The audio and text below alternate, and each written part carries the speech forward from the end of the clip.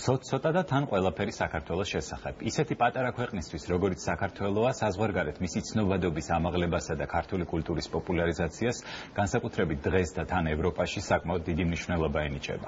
ამ მისიას ირლანდიაში საქართველოს კულტურისა და ძეგლთა დაცვის სამინისტრომ წარმატებით გაართვა თავი. როგორ მიიღეს ქართული კულტურა ირლანდიის დედაქალაქში, სოფო კვინტრაძე დუბლინიდან სპეციალურად Წყლიანისთვის. ირლანდიის დედაქალაქი დუბლინი გემების ფესტივალს მასპინძლობს. ეს არის ძალიან მრავალფეროვანი, საინტერესო და ხალხმრავალი ფესტივალი, რომელიც კიდევ უფრო საინტერესოა წელს, რადგან ამ ფესტივალის მასპინძელი ქვეყანა წელს გახლავთ საქართველო. ასეთი რამ პირველად მოხდა ფესტივალის ისტორიაში, რაც ჩვენ ძალიან გვახარებს, რადგანაც ქართული კულტურა ფესტივალის ფარგლებში იქნება ძალიან მრავალფეროვნად და მრავალმხრივად წარმოჩენილი. მაგალითად, ჩემს უკან თქვენ ახლა ხედავთ მე-19 საუკუნის ფრეგატს, გემს, რომელიც მთლიანად არის მორთული საქართველოს დროშებით და დატვირთულია ქართული, ასე ვთქვათ, სიმბოლოებით, მითოლოგიით.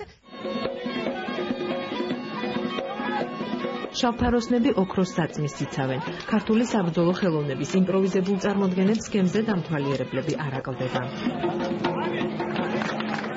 წარმოადგენს საქართველოს კულტურის იმ ნაწილს, რომელსაც ქართული საბრძოლო ხელოვნება ჰქვია. საინტერესო რამდენად არის თქვენ თვითონ ნახეთ ხალხის რაოდენობის და ემოციების მიხედვით. ფესტივალის ორგანიზატორებმა მდინარე ლიფლის სანაპიროზე მომხდარ ამბებს ქართული წვეულება უწოდეს. ამ წვეულებას სიამოვნებით უერთდებოდა ყველა გამვლელი ირლანდიელი თუ დუბლინის სტუმარი. ჯერ ქართული ხალხური სიმღერის მოსასმენად ანსამბლ რუსთავის შესრულებით. ეს განსაკუთრებული სიმღერაა. სურვილს აღგიძრავს, რომ თავადაც სიმღერო. სამწუხაროდ არ ვართ განებივრებული ქართული სიმღერის მოსმენით. ირლანდიაში ასეთი კონცერტი პირველად იმართება. შეიძლება ითქვას, რომ ისტორიული დღეა.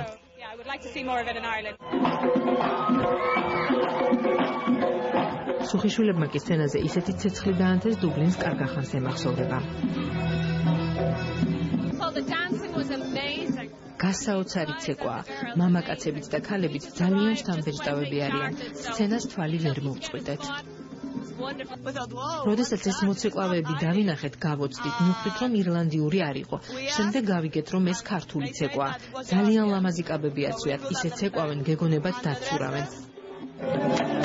განსაკუთრებით იზეიმეს ირლანდიაში მცხოვრებმა ქართველმა ემიგრანტებმა. ეს არის ჩვენთვის რაღაც სასწაული, როგორ ვთქვა, სიამოვნებაზე მეტი, იმიტომ რომ მიიღო ეს ქართული, ეს არის რაღაც ენერგიას ვიღებთ, რაღაცა სასწაულად. დღევანდელი კონცერტი იყო მნიშვნელოვანი იმით, რომ ჯერ ერთი ჩვენ ირლანდიაში დიდი ხანი არ ყოფილვართ. ბოლოს ვიყავით 80-იანი წლების ბოლოს. ჩვენი ხელოვნებით ჩამოგვაქვს არა მარტო საქართველოს ნაწილი, ჩვენ ყვებით ისტორიას, ვაცნობთ ჩვენ ქვეყანას და ჩვენი ცეკვით წარმოვადგენთ ქვეყანას, რომელიც აუცილებელია რომ სოფლიოში იცოდნენ. დუბლინის სპორტის კომპანიის წარმომადგენლები, რომლებიც ფესტივალის ორგანიზატორები არიან, ამბობენ, რომ მოლოდინმა გაამართლა და ირლანდიაში ქართული სიმღერისა და ცეკვის ნახვის უნიკალური შესაძლებლობა მიეცათ. ბრწყინვალე კონცერტებია. აქამდე ქართულ ცეკვას და ხალხურ სიმღერას არ ვიცნობდი. ძალიან მოხიბლული ვარ. ულამაზესი კოსტიუმები აცვიათ და უდიდესი ენერგია მოდის მათგან. ნამდვილად გვაქვს საამაყო, ნამდვილად გვაქვს იმის საშუალება, რომ ევროპის ყველა ქვეყანაში და მათ შორის დუბლინშიც წარმოვაჩინოთ ჩვენი კულტურა, ჩვენი ხელოვნება და ამით ვიამაყოთ. გემების ფესტივალი დუბლინში თითქმის 300 წელია იმართება. ადგილობრივი თუ მეზობელი ქვეყნებიდან შემოსული ფრეგატები მდინარე ლიფლში წარმოდგენებს მართავენ. სანაპიროდან კი შოუს ათასობით ადამიანი ადევნებს თვალს.